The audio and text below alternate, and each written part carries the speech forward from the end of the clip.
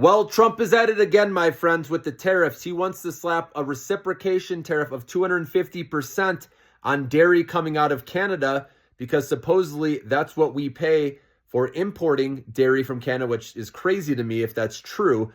And then lumber also, I didn't see the number on that, but it's going to be, he wants to do a reciprocation tariff on lumber as well coming out of Canada to the U.S., okay? He thinks in his speech last night, I heard him say, we have plenty of good lumber in the U.S. and when we don't need to be paying this much, to Canada. So this is going to cause relationship issues, guys. We know that, okay? He's going to lose trust of many different leaders of other countries. That's the problem.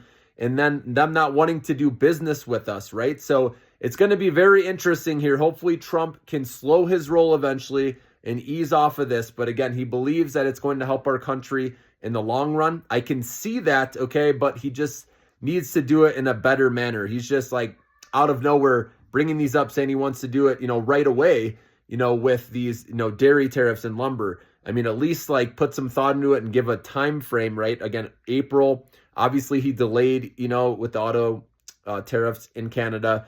But here's what I think is going to happen from all this. Now, if he doesn't do any more on China, people might actually rotate back into tech stocks or even the semiconductors. Because remember, Broadcom beat and raised on their earnings. Marvell beat slightly and had inline guidance. It wasn't as good as Broadcom's. But we know, NVIDIA beat and raised still, and the stock got taken down. But maybe with people saying, okay, there's higher tariffs now on Canada, with dairy, lumber, autos, right? And then with Mexico, with obviously food, avocados, whatever it may be, also autos coming out of Mexico. And remember, those are 25% tariffs, even though they got delayed a month. That's less than what is on China right now. Currently, it's at 20%, okay? So now with additional tariffs on Canada, maybe some investors say, hey, I should rotate back into tech. Maybe you're like, you're crazy. No, not yet. Like I said, it's only a matter of time, guys. And I did hear Trump say in his speech last night, too, that he has been in communication with Xi, leader of China, and they've had good conversations. So who knows if they have a better relationship where they don't do anything or maybe things ease off. Who knows, right? It could escalate easily, too. We know, China's already said they're doing stuff in retaliation when we did do that additional 10%.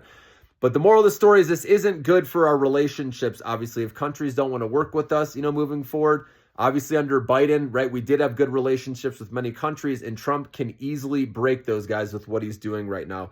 And so it's just going to create more uncertainty. A lot of people are going to say, forget this, right, stay out of the market. But if there is a silver lining is maybe investors will rotate into the tech side of things a little sooner because they're the tariffs on China. Remember, we get a lot of our technology, obviously, right? Our parts, supplies from China. And so if that's a lower tariff, maybe people start rotating into that sector. So I just wanted to point that out, and especially after, their numbers, the demand for AI is still there, guys. Nothing's changed. It's just the macro political, these tariffs that are dragging it down. So that's why if you can see past all that, okay, and yes, companies will probably, out of that uncertainty, reduce their spending, right, which will affect companies for a quarter. That's why I said, to give it a quarter, maybe two even, before things, we can get some momentum back up. But don't lose sight of the AI boom. The demand is there, guys. And this is still, if you look long term, still the early innings, of this boom. And that's why I'm still excited. Even doesn't matter how low things go, right? When you have that long-term mindset and you have cash on the sidelines, remember, that's the key part. Obviously, it stinks when you don't have cash and you want to, buy, go shopping and do some buy the discounts, and you can't do that. So, but you can build that cash back up, guys, with whatever your job or whatever you can, your craft, right? Master your craft and, find the way to, keep bringing in more money so you can add a little bit at a time. If it does decide to keep going lower this quarter, because when we do come out of it, it's just more money to be made on that recovery.